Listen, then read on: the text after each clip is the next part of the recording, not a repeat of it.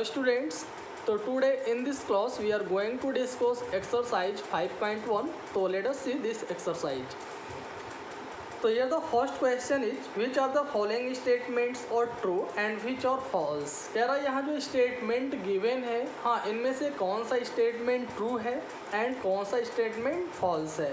Give reason for your answer. फिर ये कह रहा है कि आप अपने आंसर के लिए जो हाँ आप ट्रू या फॉल्स बताएंगे जिस बेस पे, इसके बेस पे आपको रीजन भी बताना है. वो कौन सा रीजन है जिसके बेस पे आप इसे ट्रू या फॉल्स बता रहे हैं. हाँ तो let us see one by one. तो यहाँ फर्स्ट जो क्वेश्चन दिया है, only one line can pass through a single point. क्या कह रहा है? Only one line can pass through a single point. हाँ कह रहा कि अगर आपके पास सिर्फ और सिर्फ एक सिंगल पॉइंट है तो क्या इस सिंगल पॉइंट से केवल एक ही लाइन होकर के गुजर सकता है? No, it is false. Because student you know there are many number of line, or you can say infinite number of lines which can pass through a single point. यानी एक ही पॉइंट से ऐसे infinite number of line होते हैं जो कि एक ही point से होकर के गुजर सकते हैं. बट यहाँ कह रहा है कि केवल एक ही लाइन गुजर सकता है, तो इस बेस पे ये स्टेटमेंट क्या है? फॉल्स है. तो पहला स्टेटमेंट फॉल्स हो गया. हाँ पहला स्टेटमेंट क्या होगा? फॉल्स होगा. तो सेकेंड देखते हैं. There are an infinite number of lines which pass through two distinct points. कह रहा there are an infinite numbers of line which pass through two distinct points. कह रहा कि अगर आपके पास ऐसे दो distinct point हो, सपोज कर लेते हैं ये A है और ये B है, तो क्या इन दोनों लाइनों से A और B से होकर के गुजरने वाले जो लाइन है वो इनफाइनाइट हो सकता है? इनफाइनाइट मतलब अनंत हो सकता है? नहीं, ये पॉसिबल नहीं है. हाँ तो there is only one line which या that can pass through two distinct points. यानी दो अलग अलग पॉइंट से होकर के सिर्फ और सिर्फ एक ही लाइन ड्रॉ किया जा सकता है या एक ही लाइन होकर के गुजर सकता है. तो एक से ज़्यादा लाइन गुजर नहीं सकते. तो इस केस में ये कह रहा कि इनफाइनाइट नंबर ऑफ लाइन दो पॉइंट से होकर गुजर सकता है, तो ये फॉल्स है. तो ये स्टेटमेंट भी फॉल्स हो गया है ना. तो now let us see third statement. तो here you are given a terminated line can be produce indefinitely on both the side. कह रहा है अगर टर्मिनेटेड लाइन दिया हो, टर्मिनेटेड का मतलब क्या? That comes to an end, मतलब जो समाप्त हो गया हो. हाँ जो क्या हो, जो लाइन समाप्त हो गया है, तो क्या हम ऐसे लाइन को दोनों डायरेक्शन में हाँ इनडेफिनेटली मतलब इनफाइनाइटली अनंत तक क्या हम उसको प्रोड्यूस कर सकते हैं? Yes student, it is possible. यानी ऐसा होता है. मान लीजिए हमारे पास दो पॉइंट ए और बी है, इसको हमने ज्वाइन कर दिया है यहाँ ए बी को. तो ये जो लाइन्स है या लाइन सेगमेंट है, इसको हम टर्मिनेटेड लाइन बोलेंगे. क्यों? क्योंकि यहाँ ये ए और बी पॉइंट पे आकर के समाप्त हो गया, यानी ये टर्मिनेट हो गया. It comes to an end. हाँ ये दोनों पॉइंट पे आकर के समाप्त हो गया, यानी ये टर्मिनेटेड कहलाएगा. तब कह रहा क्या हम इसको अनंत तक ऐसे दोनों साइड में प्रोड्यूस कर सकते हैं? तो यस, हाँ terminated line can be produce in both direction indefinitely और इनफाइनाइटली. यानी एक टर्मिनेटेड लाइन को दोनों डायरेक्शन में अनंत तक प्रोड्यूस किया जा सकता है. हाँ तो यह कह भी रहा था कि टर्मिनेटेड लाइन को हाँ दोनों साइड में इंडेफिनेटली मतलब अनंत तक, हाँ अनिश्चित तक मतलब अनंत तक इसको प्रोड्यूस किया जा सकता. तो यस एक स्टेटमेंट ट्रू कहलाएगा, है ना. Now let us C fourth statement. यहाँ दिया इफ टू सर्किल्स और इक्वल. अगर दो सर्किल एक दूसरे के इक्वल हैं, देन दे आर रेडी और इक्वल. तो उनके रेडियस भी एक दूसरे के इक्वल होते हैं. यस अगर दो सर्किल इक्वल है तो इक्वल हमेशा उसके रेडियस के बेस पे ही होता है कि नहीं. इक्वल कब होगा? जब उनका रेडियस एक दूसरे के इक्वल होगा. तो ये स्टेटमेंट भी ट्रू है. हाँ ये स्टेटमेंट भी क्या होगा? ट्रू कहलाएगा. हम लोग फिफ्थ स्टेटमेंट देख लेते हैं. यहाँ दिया in figure if A B equal to P Q. कह रहा ए बी और पी क्यू एक दूसरे के इक्वल है. A B is equal to दिया है P Q and P Q is equal to X Y. और फिर कह रहा पी क्यू एक्स वाई के इक्वल है. तो then A B equal to X Y, तो क्या ए बी एक्स वाई के इक्वल होगा। देखिए पहले कह रहा था कि ए बी पी क्यू के इक्वल है, फिर पी क्यू इस एक्स वाई के इक्वल है, तो क्या एक्स वाई ए बी के इक्वल हो सकता। तो यस 100% ये होगा, क्योंकि ये पी क्यू ए बी के भी इक्वल है और पी क्यू एक्स वाई के भी इक्वल, इसका मतलब ए बी एक्स वाई के इक्वल हो जाएगा। तो ए बी इक्वल टू हो जाएगा एक्स वाई, है ना। तो हमने स्टूडेंट ये सभी पोस्टुलेट में बताया था, यूक्लिड के द्वारा जो 5 पोस्टुलेट्स दिए गए हैं उसमें हमने आपको ये बताया था। तो आई होप आपको ये अच्छे से याद होगा। तो ये रहा आपका फर्स्ट क्वेश्चन, जिसमें हमको ये बताना था कौन सा स्टेटमेंट ट्रू है और कौन सा फॉल्स है। हमने आपको रीजन भी बताया।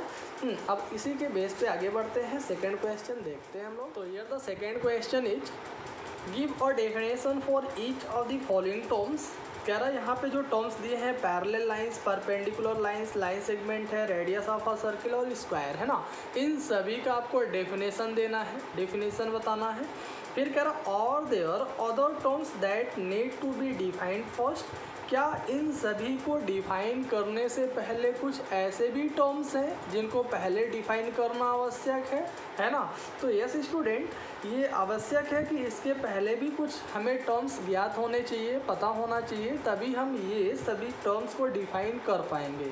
अब वो जो टर्म्स हैं, हाँ वो जो टर्म्स हैं, ये सभी टर्म्स हम कह सकते हैं कि अब यहाँ पे पैरेलल लाइंस है, परपेंडिकुलर लाइन है, लाइन सेगमेंट है, रेडियस ऑफ अ सर्किल है, स्क्वायर। तो आपको पता है कि आप इन सभी टर्म्स को डिफाइन करने के लिए क्या क्या और टर्म यूज कर सकते हैं, पॉइंट यूज कर सकते हैं। हाँ, अब यहाँ पैरेलल लाइन दिया है तो आपको ये भी पता होना चाहिए कि लाइन क्या होता है, तो लाइन को आपको डिफाइन करने की ज़रूरत है। उसके बाद ऐसे रेडियस ऑफ सर्कल है, तो सर्किल और स्क्वायर है, तो ये एक टाइप का प्लेन होता है, तो प्लेन को आपको डिफाइन करने की ज़रूरत है। हाँ, ऐसे रे को आपको डिफाइन करने की ज़रूरत है। फिर ऐसे एंगल्स को, क्योंकि आपको पता है कि स्क्वायर के सभी एंगल 90-90 के होते हैं, तो जब आप इसे डिफाइन करेंगे तो एंगल आएगा, तो पहले आपको ये भी पता होना चाहिए कि एंगल क्या होते हैं। ऐसे रेडियस आप बताएंगे, रेडियस ऑफ अ सर्किल, तो रेडियस ऑफ अ सर्किल, तो रेडियस बताने से पहले आपको ये पता होना चाहिए कि सर्किल क्या होता है ना। फिर ऐसे क्वाड्रिलेटरल यानी क्वाड्रिलेटरल, अब आप जब ये डिफाइन करेंगे स्क्वायर, तो it is a type of quadrilateral, यानी स्क्वायर क्या होता है, ये क्वाड्रिलेटरल का एक टाइप है। तो आपको इस तरह से क्वाड्रिलेटरल के बारे में पहले पता होना चाहिए, फिर आप स्क्वायर के बारे में बताएंगे।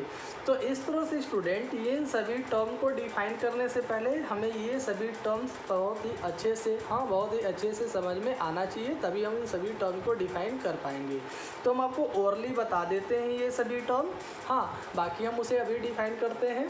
पहले देखते हैं यहाँ पे जो टर्म है पॉइंट। तो पॉइंट क्या होता है student, it is point tells us about an exact location which is made by a sharp tip of pencil or any pointed object। यानी पॉइंट जो होता है वो हमें एक एग्जैक्ट लोकेशन को बताता है, हाँ, जो कि किसी शार्प पेंसिल से या पॉइंटेड ऑब्जेक्ट से बनाया जाता है।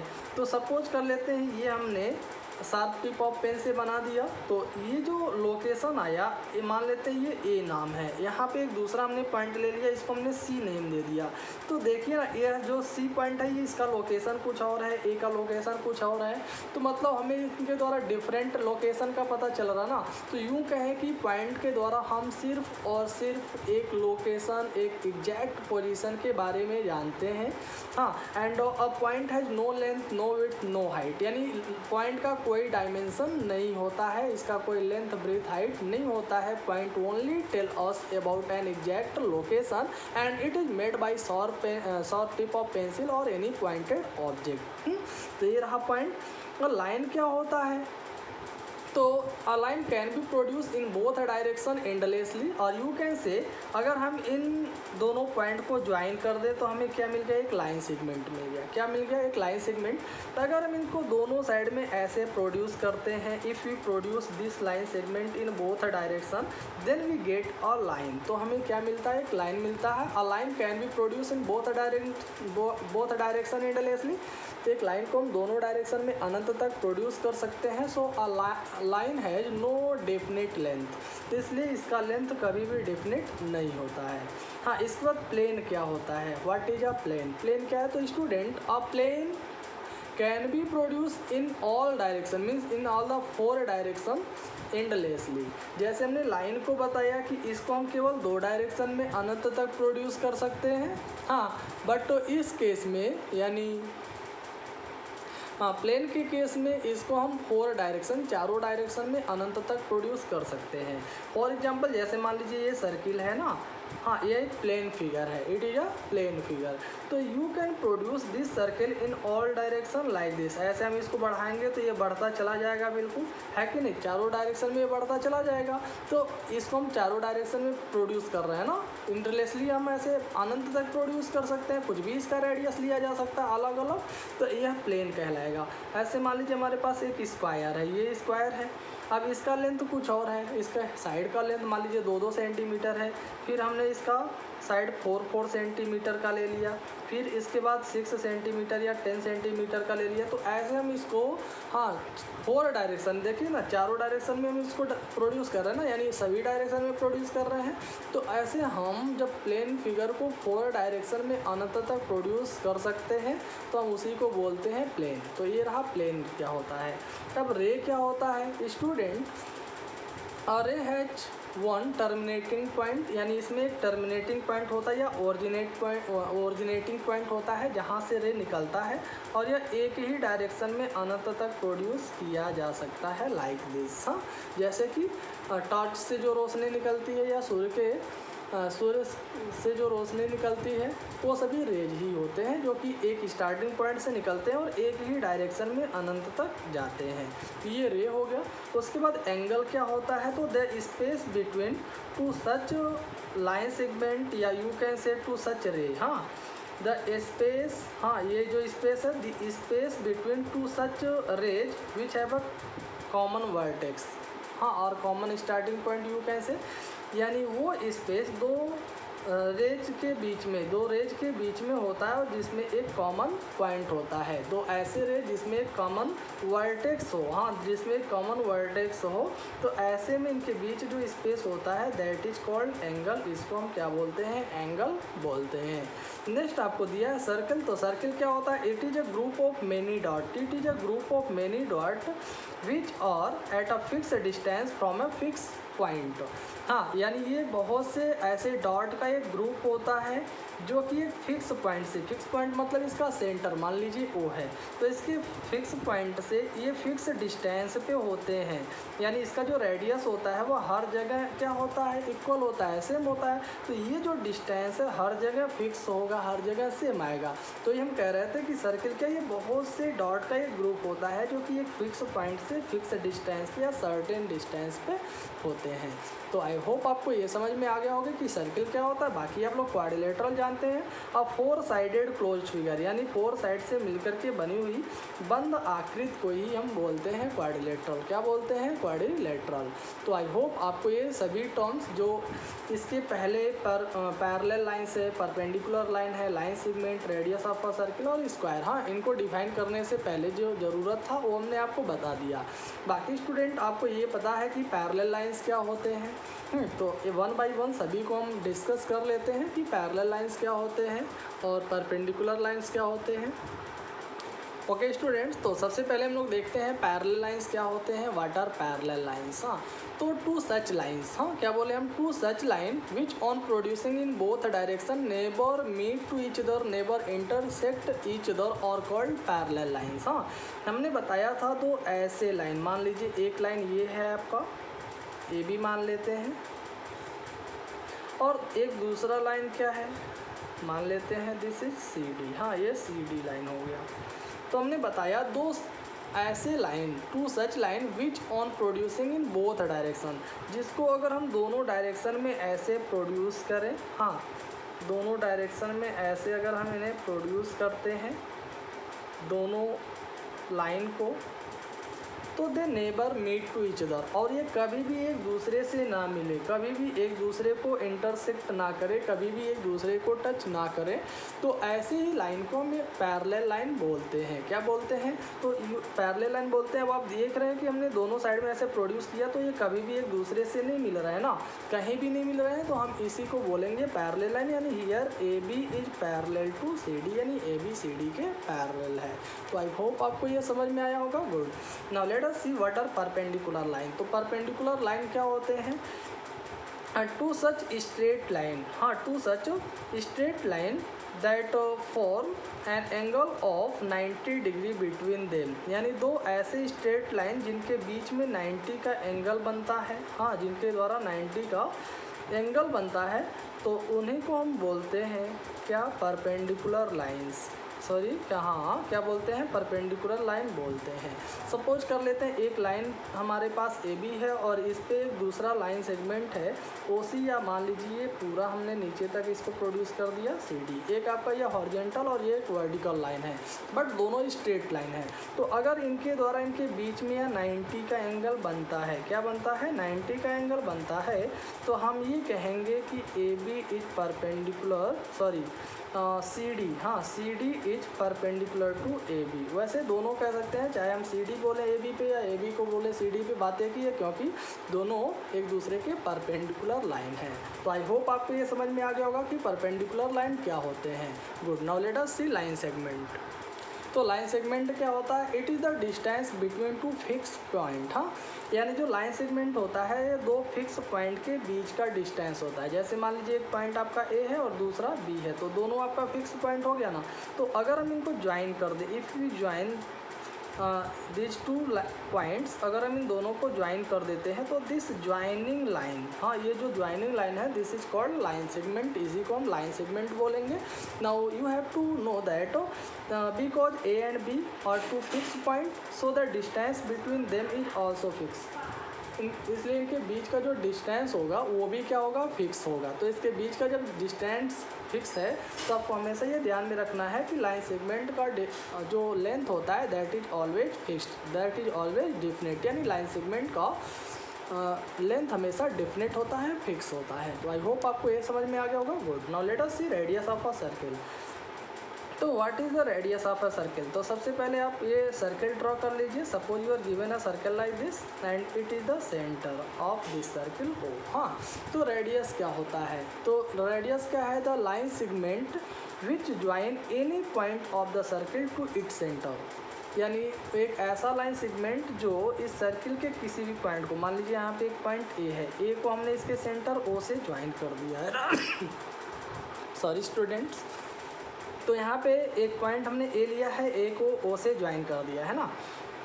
तो ये जो लाइन सेगमेंट है जो इस सर्किल के किसी पॉइंट ए को इसके सेंटर से ज्वाइन कर रहा है, इसी को हम रेडियस बोलते हैं। क्या बोलते हैं? रेडियस।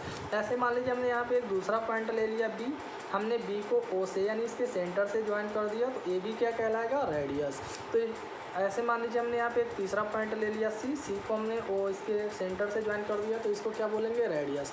तो student you have to always remember that there are infinite number of radius of the same circle और इन द सेम सर्कल, यानी एक ही सर्किल के अनंत असंख्य, हाँ, रेडियस होते हैं और सभी रेडियस का लेंथ इक्वल होता है, सेम होता है। क्यों होता है? क्योंकि हमने बताया ये सेम सर्किल में जितने भी रेडियस बनाएंगे सभी का इसके सेंटर से, हाँ, इस सर्किल के किसी भी पॉइंट का डिस्टेंस हर जगह फिक्स होता है, सर्टेन होता है, इसलिए हमेशा इक्वल आता है ना। ओके, तो now let us see what is square. Square क्या होता है ये देख लेते हैं। It is a type of quadrilateral, यानी ये एक क्वाड्रिलेटरल है। तो अ quadrilateral in which all sides और इक्वल टू ईच अदर, एक ऐसा क्वाड्रिलेटरल जिसमें सभी साइड एक दूसरे के इक्वल होते हैं। लाइक मान लेते हैं ये ए बी सी डी आपका, हाँ, क्वाड्रिलेटरल दिया है, in which A B is equal to B C is equal to C D is equal to A D, यानी सभी साइड एक दूसरे के इक्वल है एंड साथ ही साथ इसके सभी एंगल 90-90 के होने चाहिए। क्यों होना चाहिए? क्योंकि आपको पता है इसके अलावा एक दूसरा टाइप का भी क्वाड्रिलेटरल होता है जिसको हम रोम्बस बोलते हैं, रोम्बस के भी सभी साइड इक्वल होते हैं, बट वहाँ पे सभी एंगल 90-90 के नहीं होते, एक ऑब्ट्यूस होता है तो एक एक्यूट एंगल होता है एडजेसेंट एंगल में, है ना।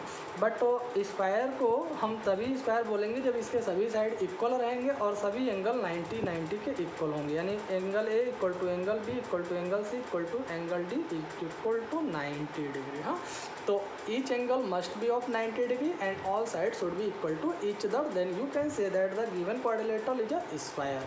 तो I hope you have understood all these terms very well. अगर अभी भी आपको कहीं से कोई डाउट है, कोई कंफ्यूजन है, तो आप ज़रूर बेहिचक पूछ सकते हैं। हाँ, हम आपको ज़रूर बताएंगे। That's all, thank you. Okay students, now let us see question number 4। तो हम आपको क्वेश्चन नंबर 4 बता रहे हैं। थर्ड जो क्वेश्चन है वो आप लोग खुद से सॉल्व कर लेंगे, वहाँ पे आपको बस डिफाइन करना है, रीजन देना है ना। तो हम लोग क्वेश्चन नंबर 4 देखते हैं। यहाँ दिया if a point C lies between points A and B, कह रहा है 2 पॉइंट ए और बी दिया है, तो जो पॉइंट सी है वो ए और बी के बीच में आ रहा है and such that A C equal to B C, यानी सी ए और बी के बीच में इस तरह से आएगा कि ए से बी और बी से सी का ए से सी और बी से सी का जो लेंथ है वो इक्वल है, ए सी और बी सी का लेंथ इक्वल है। देन प्रूव दैट, तो आप प्रूव करें कि A C is equal to half of A B, यानी जो ए सी है, ए सी का लेंथ है वो ए बी का हाफ है। Explain by drawing the figure, तो फिगर के द्वारा भी आपको इसे एक्सप्लेन करना है। हाँ, तो स्टूडेंट मान लीजिए, सपोज कर लीजिए कि ए और बी, ये दो आपका पॉइंट हो गया, हाँ ए बी, इसको ज्वाइन कर दिए हम, तो ये लाइन सेगमेंट मिल गया ए बी। जब कह रहा था कि ए बी के बीच में सी इस तरह से है कि ए सी और बी सी का लेंथ इक्वल है, इसका मतलब ये हो गया कि सी ए बी का मिड पॉइंट है। तो मान लीजिए इसका मिड पॉइंट यहाँ पे सी है ना, तो ए से सी और सी से बी का लेंथ इक्वल हो जाएगा। अब अगर हम इसको सॉल्व करें, बताएं, तो वो कह रहा था कि ए से सी का लेंथ इक्वल है, यानी ए सी और बी सी का लेंथ इक्वल है कि नहीं, ए सी और बी सी का लेंथ इक्वल है, वो ऐसा कह रहा था। तो स्टूडेंट अगर हम दोनों साइड में, हाँ इसमें ए सी में ए सी को ऐड कर दें और बी सी में ए सी को ऐड कर दें, तो भी दोनों का लेंथ एक दूसरे के इक्वल ही होगा, है कि नहीं।